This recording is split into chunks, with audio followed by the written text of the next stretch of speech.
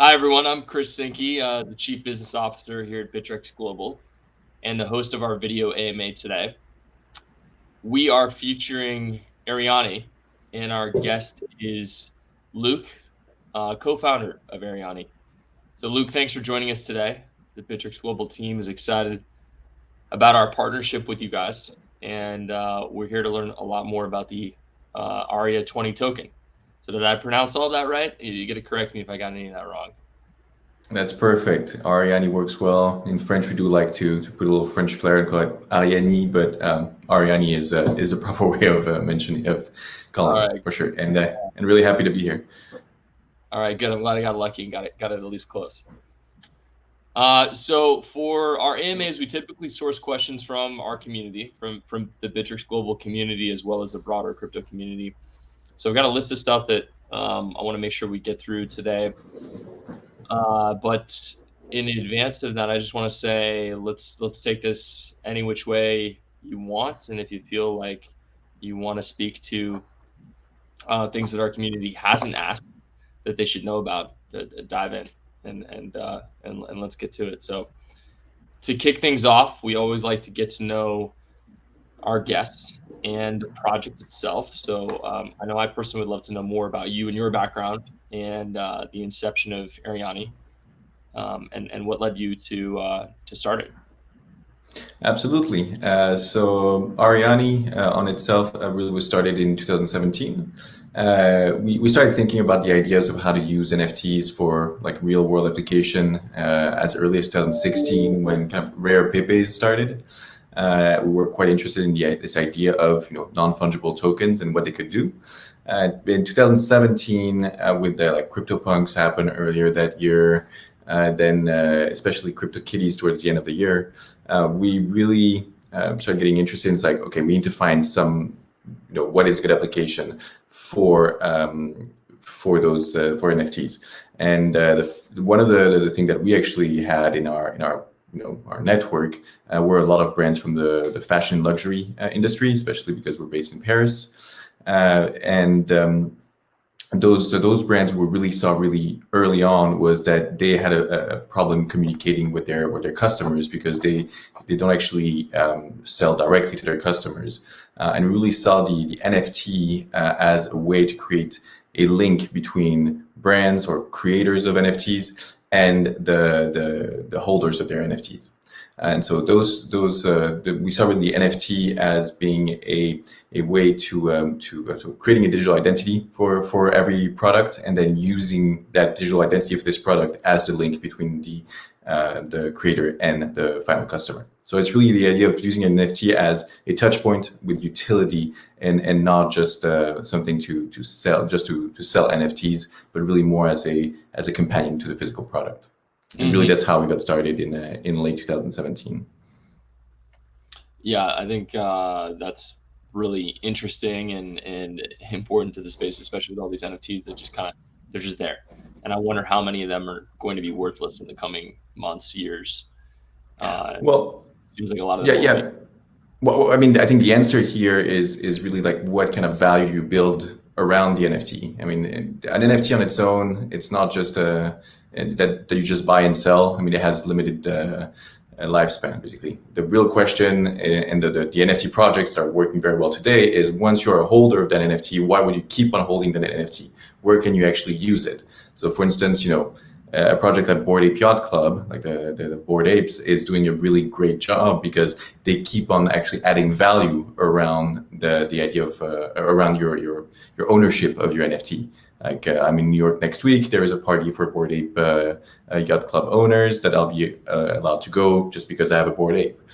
You have different like merch drops that are only limited to owners of Bored Ape NFTs, and that's kind of how we saw at the time and how we see today. Brands use NFTs as a kind of a VIP card, but not only a VIP card, just also like a way for you to identify yourself as being part of the Breitling, like different brands that work with the Breitling community, the Audemars Piguet community, the Vacheron Constantin community, and that's really, I think, for most of those products that have dropped a bunch of NFTs today, that's going to be the next question for them. How do we create value long term for people that hold our NFTs? And why is your token named ARIA20? What does the 20 represent?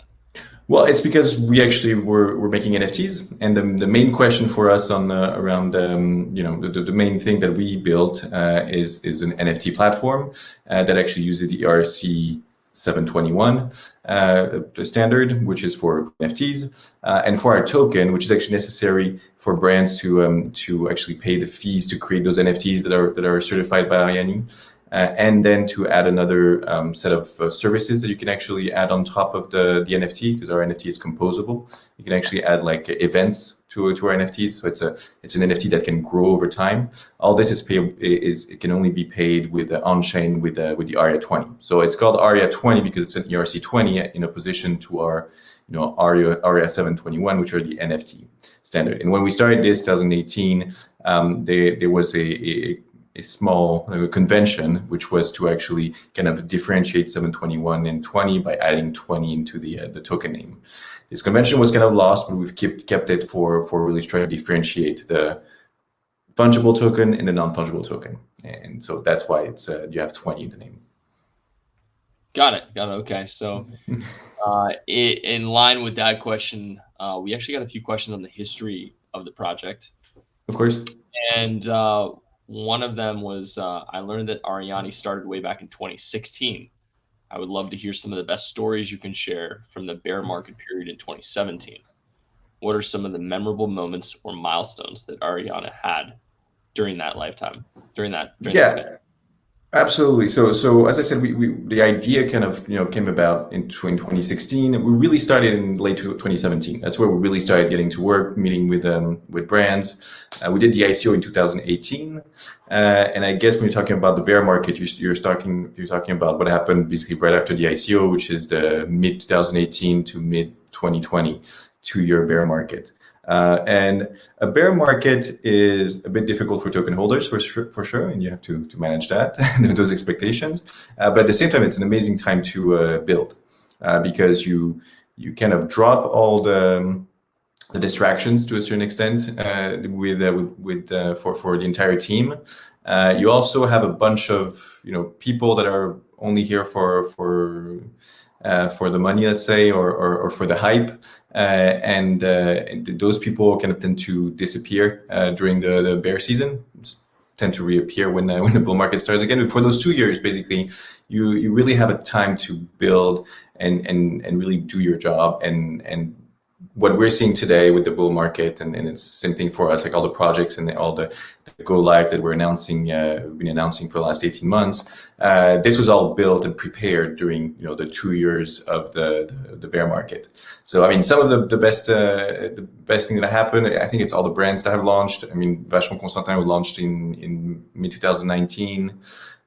We have, of course, Breitling, who did his first launch in March of last year with a pilot project, which was on a small series, one of a re-edition of a James Bond watch. And then on January 1st of this year, really launched on its entire collection.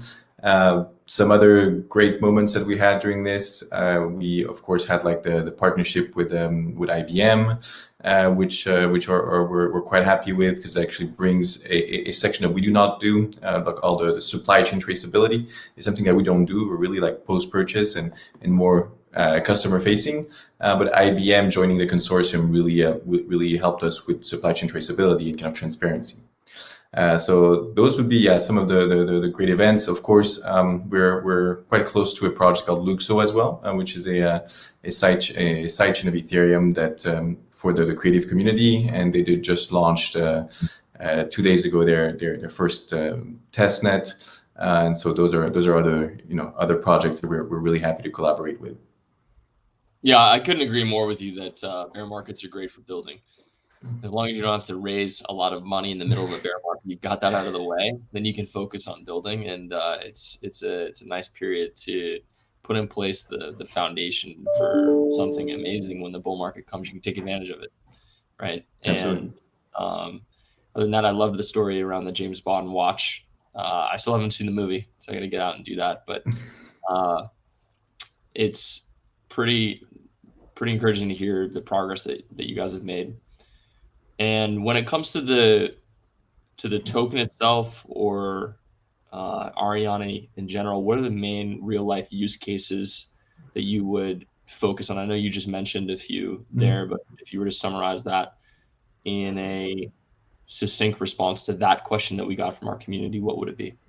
Absolutely. So the token is really the lifeblood of the protocol. I mean, it's the only way you can pay to create NFTs certified by Arianee, to stake for your identity as a brand. So we actually have a registry of like verified brands who have to actually stake tokens or bond tokens, depending on how you want to call it, in order to reserve their brand identity. Because verifying on chain the identity of a brand is actually quite important if you want to be certain that when you receive a certificate from Arianee or an NFT from Arianee, it really came from the brand that it says it actually came from.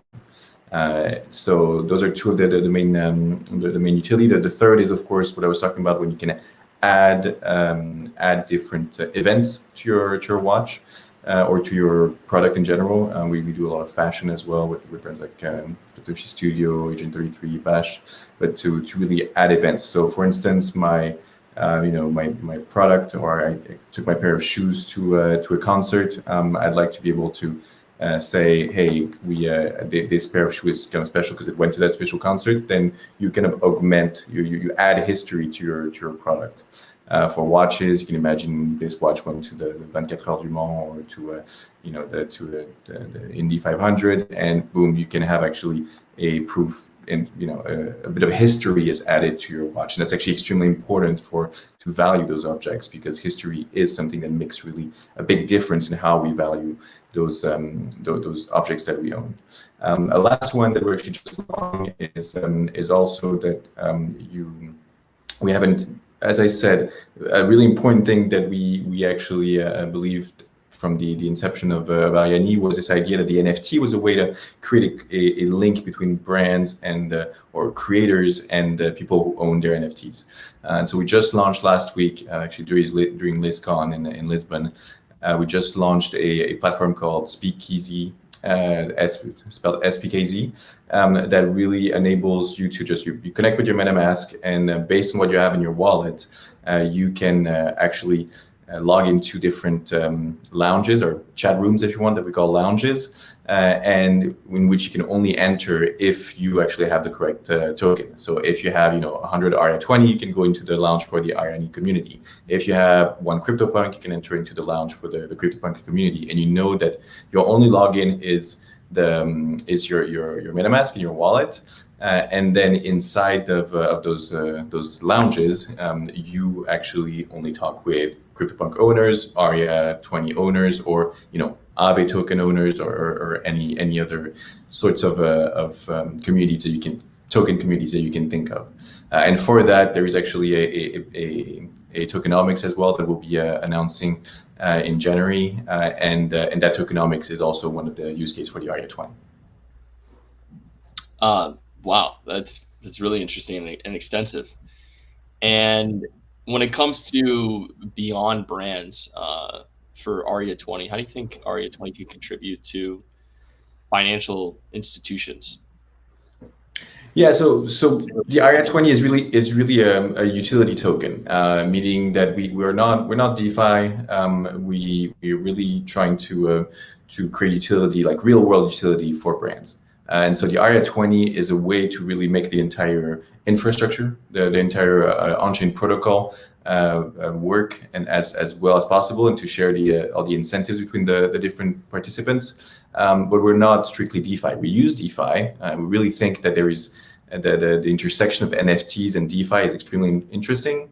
We're actually in talk with some collateralized protocol to see how you can actually use NFTs, like some of the NFTs that we create for products, as collateral for loans. Especially in the watch industry, there's this idea that an NFT, a watch is a reserve of value. Like Patek Philippe has like those big communication campaign that say you never really own a Patek Philippe, you merely hold it for the next generation, or you merely watch after it for the next generation. And with this idea that it's a reserve of value that goes throughout the generations. And what we'd like to see is how we can actually use NFTs that represent physical products to go tap into DeFi protocols. So that's one of the ways that we actually can integrate with DeFi, but we're not strictly DeFi. We're more like how can we compose with DeFi is more what we're thinking of. So let's talk more about NFTs then. Yeah, of course. One of our users asked, how do you harness the potential of the NFT? Many platforms haven't been able to tap into the full potential of NFTs and digital arts. They seem to just have it as a sign of symbolic value. Mm-hmm. How important is NFT to the Arianee platform? You've spoken about this a little bit, but I think going deeper would be helpful. No, absolutely. So the first way that we've introduced this was really as a digital passport for the product, meaning how can you actually like record information and keep that in a completely non-custodial and way, keep that information. Usually, historically, you would have a little piece of like a paper-based passport for your product that proved authenticity, proved your ownership, and enabled you to record a bunch of different events that happened to your watch, your handbag, your shoes of high value. Then it was replaced little by little by basically registering in the centralized database of the brand, except there's a major difference between the two, is that in one case, you're really owning the little piece of paper, that booklet. In the other case, you don't actually own it because the brand owns it. And the brand might not have actually an incentive to cut off that information, but the brand can actually disappear at some point. It happens to some brands, and then you've lost all access to this information. So the beauty that we saw really with NFTs and decentralized infrastructure is that on the public blockchain is that you actually had the equivalent of the paper-based passport, but in digital form, where you truly owned. It was like true ownership of this record, this little passport for your product. So that was really the first application. Then the second application is once you have this NFT that represents your product, what can you do with it? What does it open? And that's where Speakeasy is probably the best way to illustrate this today. And so Speakeasy is really this idea that if I have a token, that I have unique access to the community of people that own a Breitling, own a CryptoPunk, and I know that I'll be speaking, I'll be speaking only with people from this community. Beyond that, also other things that we want to introduce within Speakeasy is this idea of kind of limited access for drops. So if you actually want to have the latest Air Force One Nike sneakers, maybe you can only access it if you already own 3 pairs, and the way you actually recognize that you own 3 pairs is because you have 3 NFTs of Nike sneakers. So really, those are the different ideas of how we actually see the NFT, gaining value, being useful for people. Is really to be able to organize communities around people that hold those NFTs. Another one of our community members pointed out that in your communications, you mentioned Arianee brings a leading blockchain-based digital identity solution that ensures security and transparency for our clients. Could you expand a little bit more on how exactly Arianee delivers on security and transparency to clients? And digital identity is a really, really interesting topic in general. So I'm curious to get your thoughts on that as well. Yeah, so when we talk about digital identity, we really talk about product digital identity. That is really our core focus. We don't really talk about people's digital identity. So the idea is really how can you create a unique digital identity for every product, so this product has a life online. And when you talk about having a life online, it's of course everything I've described here. The idea of creating those rooms you can speak one-on-one, but it's also all of another aspect that we're extremely interested with, like Metaverses, which is how can you create a digital twin for your product. Today, if I own a pair of sneakers, I can wear them on the street, of course, but quite often you don't even want to wear them on the street because it's going to reduce the value that it actually holds. But what about being able to wear it online, whether it's on Fortnite or on some more decentralized metaverses like Decentraland, like CryptoVoxel, and what really interested in with the idea of digital identity is being able to prove that you actually own a physical product and be able to wear it in those virtual worlds. And that's really the one of the core value of the Arianee protocol is first to create a digital identity, verified also with brands. That's where we work with brands. We don't let anybody create those digital identities. We actually verify that this is the correct brand creating a certificate for their product. Then really how then digital identity can be integrated in different metaverses or different digital spaces is the second thing that we're really trying to build, and how it can actually be different applications that once you have this digital identity can actually enable you to have access to special services like we mentioned, Speakeasy for communication, VIP drops, as I said, or being able to wear your sneakers in a metaverse or digital world. Yeah, metaverses are a hot topic today. I mean, it's been coming across my desk almost daily for the last month. And I'm curious how you see Arianee playing in specific metaverses, if you can, like today or in the future, or your brands. What are you seeing in relation to the metaverse right now? Well, I think there's, of course, a lot of hype for the moment. There are some metaverses that we actually do spend already quite a bit of time in. I'd say something like Fortnite, of course, is probably the most obvious use case, but it's not an open metaverse. And I really believe that the metaverse or metaverses that will work in the future will have to be open. You can take your NFTs, that someone else, that anybody has produced, and take them to the metaverse without having to ask permission from the actual platform. And for that's where I'm really excited with what Decentraland has. I think it's still quite early for Decentraland. There's a lot of things that need to get better, but it's one of the best examples today of what a metaverse could look like. Really excited with what the Sandbox has in store as well. It's not obviously high fidelity graphics, but a metaverse, is also does not have to be high fidelity. It's this idea that it's a place where you actually embody a character that you're or an avatar that is a representation of yourself. So yeah, excited with the Sandbox, Decentraland, and then there are some I think a bit more advanced things like Stage 11 is something I'm quite interested in because they're like concert platform, like virtual reality platform where you can have those really high fidelity concerts.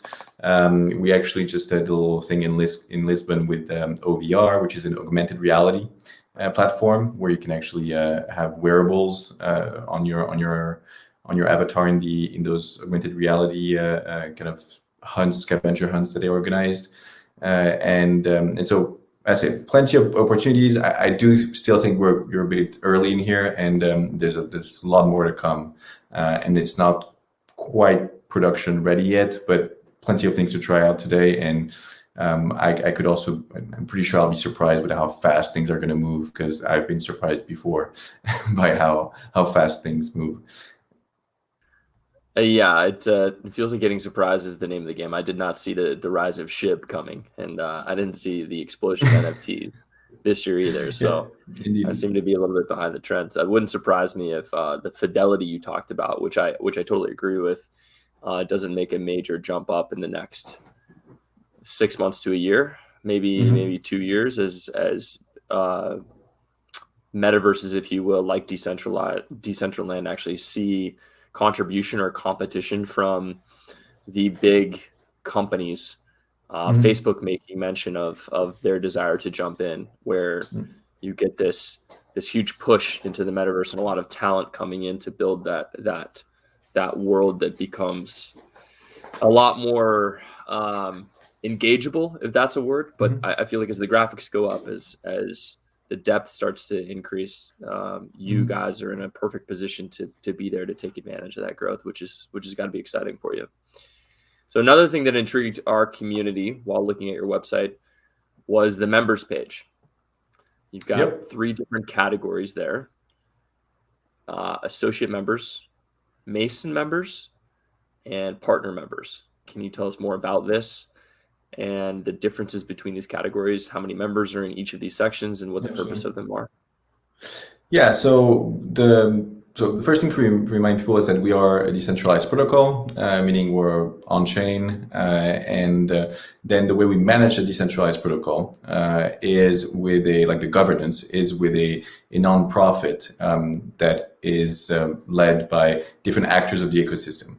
And our ecosystem is luxury, fashion, but also a bunch of different partners that work with luxury and fashion companies. So when we talk about luxury and fashion brands that are members of the governance body, here that's where we have the difference between associate members and maison members, meaning like the maison means in French fashion, a maison is basically a company, a fashion company, but they call it a maison, which means house in French, because it's I guess it sounds more like craftsmanship or something that shows the fact that it's a small creator.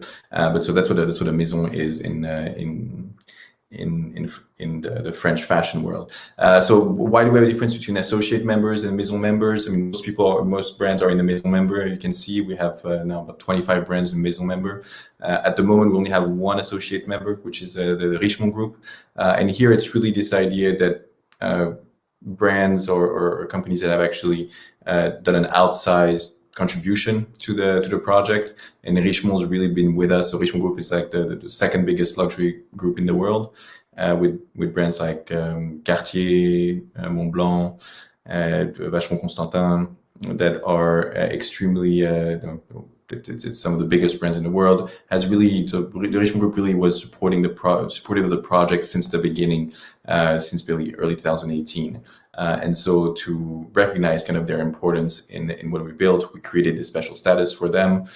We do have a few members that are not public that are actually being considered for the associate status, but see the associate status as kind of a hall of fame, basically, like people that have done outsized contribution to the Arianee to the Arianee project. And then Maison is, as I said, all the different fashion and luxury brands that are using the protocol or considering using the protocol.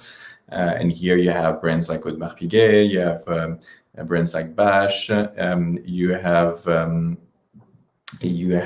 brands like Satoshi Studio or Agent 33, which are smaller brands, or SVP, and we have many more brands actually are joining the consortium that you'll be able to see in the next few months. Then the last section, of course, is the partner members, and the partner members are any technology providers that helps us and integrates us. So we have people like Everything, for instance, which is a company that really builds that is a SaaS business that provides solutions to create digital identities on any product, whether it's centralized or decentralized. And they already integrated Arianee in their system. We have Dentsu Tracking, which is one of the largest IT provider in the world, and they work in particular with Breitling, so they probably work on the integration of Arianee at Breitling. We have IBM, who just joined last June, which really brings an entire additional brick to the protocol along supply chain traceability. And then we have other actors such as Luxo, who we've been really close with, that sidechain for the creative economy, that was founded by Fabian Vogelscheller, the co-author of ERC20. And a really early employee from the Ethereum Foundation, and plenty other actors on the kind of digital certification of luxury products, and IT providers. Here's a softball question for you, as we say in the US. So experts believe sustainable and digital fashion will become the next big trend in the fashion industry. I wouldn't call myself an expert, but I believe in this as well. One, do you agree with this? I think I know what your answer is. And then two, will tokenizing NFTs help the Arianee project take the lead in the fashion world? So sustainability and digital fashion. So I think there are two questions here, because I think not all digital fashion is only for sustainability purposes. But so when it comes to sustainability first, yeah, of course, it's extremely important, and one of the things that we facilitate really with the ARIA20 protocol is to transform what we call transactional relationships between brands and their customers. Meaning, I make a product and I sell it to my customer, and then it's over.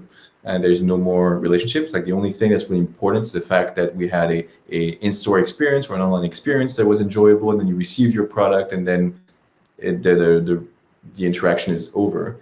To what we call circular relationships, meaning you buying a product is only like the first step in a long relationship with the brand.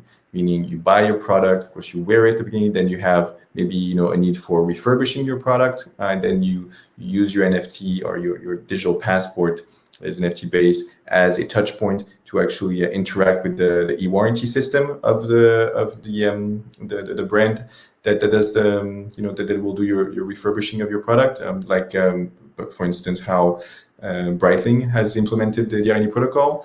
Then maybe later on you actually want to go to a VIP event, or invite to a VIP event because you are part of the community that you're and you want to be with fellow product owners with you. Then maybe later on you want to resell your product because those products are durable products, and there is a very developed secondary market on luxury products with brands like platforms like The Real, Vestiaire Collective, or Vinted. Then you might, and for instance, the secondary market, the secondhand market integration is what the Richemont Group and Vacheron Constantin in particular, with their brand Watchfinder has been working on. Like, that's how they actually want to use the NFT is to facilitate the secondary market, the resale of your product. And then, of course, once you've resold your product, then have use the content of your wallet, or to see kind of like what to guide you as to what other product you could buy now that you're in the market again for a new watch, handbag, or shoes. So really that's how we see.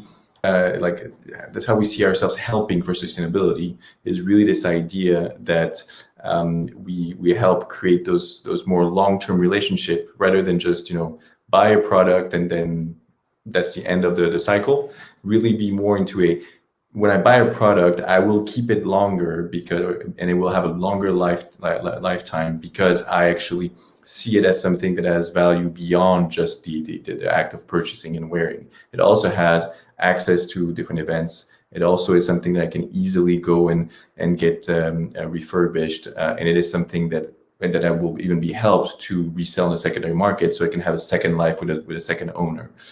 So that's how we see sustainability. When it comes to digital fashion, we're really interested in how digital fashion is actually becoming something. I have to admit that I personally had my doubts at the beginning, and the last 12 months basically have been eye-opening. We still think that the physical and digital world connection, what I was talking about earlier, is extremely important. We're also starting to do collections with that are purely digital. We actually launched if you look online, you should be able to find the dresses, the purely digital dresses that we've done with AZ Factory, which is the Albert Elbaz the brand that was launched by the Richemont Group. And so AZ Factory, we made some purely digital dresses. I'm quite fascinated by this. I actually do own personally a few digital fashion items. I'm still kind of looking. This means I'm still kind of looking at as to where I can wear them. So some of them I actually have them in Decentraland, so I can wear it in Decentraland. That's great. But I also would like to have something that's more cross-platform than just Decentraland, and that's kind of what we're working on. Is how we can facilitate having one NFT and that actually enables you to wear it in Decentraland, enables you to wear it in OVR, for instance, for augmented reality, and all the different platforms that come in the future. Because I think that will be one of the important things at some point. Important things at some point is to be able to wear this digital fashion somewhere. I know, of course, I will, second your the participant here. Of course, we're extremely well placed to to take over this market. Yes. And what are some of the wearable fashion, the digital fashion items that you have? What are some of the most popular ones? Like, is it accessories, coats, Yeah. like So shoes? wait, I do have a hoodie from the Board Ape Yacht Nice. Club community. I got got airdropped. I do have a pair of sneakers from Artifact, which are, it's a digital brand that actually with one of the co-founders, Benoit, is a French guy in Paris who do an amazing job. I own a couple coats that was a collaboration with the Metakey and Vogu. I do own a dress from the Fabricant. So yeah, there are a bit of everything in there. Not that many. It's not extensive. I think I have like a dozen pieces. Not as extensive as my NFT collection. I mean, it's the rest of my NFT collection if you want. But I do own quite a few pieces. I love the concept of digital NFT and a digital bit of fashion, like a pair of shoes, and being able to take that NFT and use it to cash in on the same pair of shoes in the real world to kind of like match my real world avatar to not my real world avatar, my real world person to my digital avatar. That's something that when I spend more time, hopefully later this month, digging into this space that I can figure out how to get done. So maybe I can use Arianee to help me do that. Absolutely, would be happy. Yeah. So can we talk a little bit more about the partnerships that that you've got in place? And specifically, can you speak to some of the partnerships that Arianee has recently formed or your future plans to collaborate? Yeah, so I mean, since the beginning, Arianee, the idea was to co-build this entire protocol with the industry. It was really the idea that this protocol was for and by the members of the industry. So we talked a little bit about our members. All those members are the quote unquote partnerships that we work on. So as I said, on the brand side, you have iconic brands like Audemars Piguet, Thierry Mugler.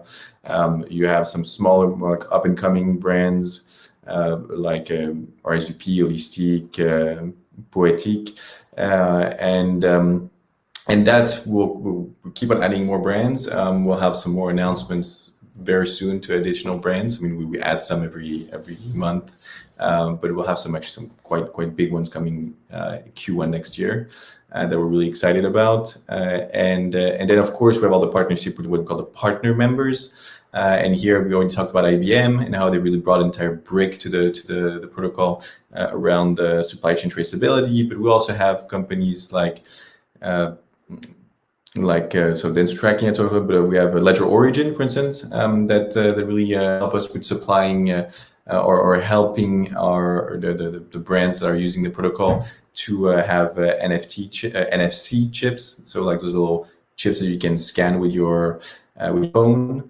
And a partnership like this is quite useful to make this a reality, because a lot of things that you have when you need to connect the physical and digital world is at some point you need a kind of a marker on the product that enables you to get the NFT.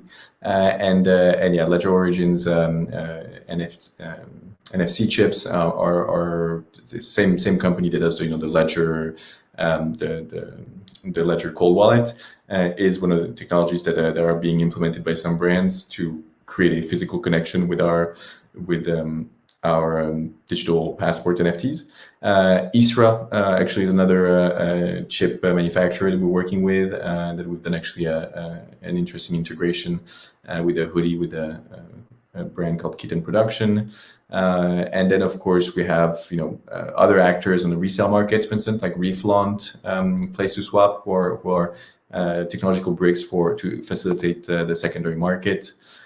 Plus a bunch of different people like Unifab Lab, like JS1, who are more organizer of the ecosystem around product identification. JS1 is the company that does the standard for, or the organization does the standard for code bars, for barcodes. And so us being able to be within JS1 means that one day we're working at creating really the universal, having Arianee be the universal standard for those high value items, and that would be that's why we're working with JS1, for instance. But I said plenty of partnerships, always more coming through. But this is kind of the idea of what you can see of the recent work that's been done around partnerships. Yeah, it's very exciting. Thanks for that background. And I've got a question that I think is obligatory that I have to ask, and it's something that we want to make sure that we touch on every time we discuss a project that's listed on Bittrex Global, which is around security. So smart contracts, their susceptibility to failure, rug pulls, code issues, bugs, and there have been a lot of projects that have fallen victim to these kinds of issues over the years. Can you speak to the reliability and security of your smart contract, what you guys have done to make sure that it's safe for people to interact with? Security is, of course, important. So we do have all our tech is done in-house, and that's the first way that we actually ensure that we have a complete control over anything that's on chain. Now we also had extensive audits, just like all good projects. We actually called Clément Lesage of Claros, who is a personal connection in part of the kind of French ecosystem, and who is considered one of the top 10 auditors of smart contracts to do the audits of our smart contracts. So we take this extremely seriously, of course, and get everything audited before we push. We even got a secondary audit by Blockchain Partner, which is part of KPMG now, to get yet another, let's say, another point of view on security, because Clément is really extremely good on the decentralized security aspects of things. We were also interested in seeing what kind of like the more regulatory issues that we could have could be, and so KPMG did both a technical audit that validated everything that Clément basically said, and it validated he did a great job. But on top of that, also did some aspects of, so looked at some aspects of regulation, which is something that we've also been taking great care and consideration, because working with when you're working with real companies, large companies in the energy industry, showing that you're actually doing the work and respecting regulations in every step of the way is extremely important as well, because of course you have technical security, which is extremely important, but legal security, like being safe from the regulator, is extremely important for what we're doing as well. Because if you're not respecting those rules, you will not be able to get all the partnerships that we got and continue on signing those partners. Thanks for that background. For my last question from our community, one of our members asks, I love this project because of the importance it places on the community aspect. It's something that I think is lacking in a lot of other projects. How can us early investors really help ARIA20 grow? From providing liquidity to general participation in the token, what are the different roles that are there when it goes live? Absolutely. So the first thing that I would say is, thank you very much. We thank all our early supporters, of course. The first thing you can do is join us on either on the Telegram if you're not there already, or join us on spkz.io, and if you hold tokens, you'll be able to come join the Arianee community and talk only with verified owners, basically, which means that you also know you're only with real supporters. Then when it comes to liquidity, we will have a liquidity incentive program that will be put in place in early next year. So when we announce the tokenomics on spkz.io, and that's when we'll be able to you'll be able to help us out. Until then, definitely keep on holding the tokens. We'll, for the people that actually participated in the token sale, the initial token sale in 2018, we'll be in touch with you next week, because we have some news for you, kind of like an early a little early thing for you old time, long time holders. But other than that, definitely join us on our different communication platforms. Telegram, spkz.io, and look ahead to January of next year, when we'll actually announce the LP incentive programs. Well, thanks for covering that. That was actually going to be my next question if you didn't get to it, which is where can we get all the latest news about the project, and how can people get involved from a social media perspective? So it sounds like Twitter, Telegram, Discord, right? So Twitter, Telegram, and we're in Discord, spkz.io. If you come to the Telegram, you should be able to see it, or you go to online on Twitter at spkz_io. You'll actually be able to see this communication platform that's really only for token holders, and that we're pushing at the moment, and really interested in getting feedback from the entire community on how we should keep on adding new features and making this even better for token holders. Great. Well, and otherwise, sorry, the Telegram is so it's ARIA Labs for the Telegram, and the Twitter, as we mentioned, it's Arianee Project or spkz_io. Those are the two main Twitters that we use. And we'll tweet out links to those. So check our Twitter feed today, so you get a direct link to that stuff. But I think that about wraps it up. And so I want to say thank you very much. Thank you, Luc, for joining us on this AMA today. I think we all learned a lot about Arianee and the ARIA20 token. And I know I can speak for Bittrex Global when I say we're really excited about partnering and for the future of the Arianee platform ecosystem. Or if you don't use either of those words, just Arianee in general. And if our viewers want to learn more about Arianee, please go to www.arianee.or. That's ARIANEE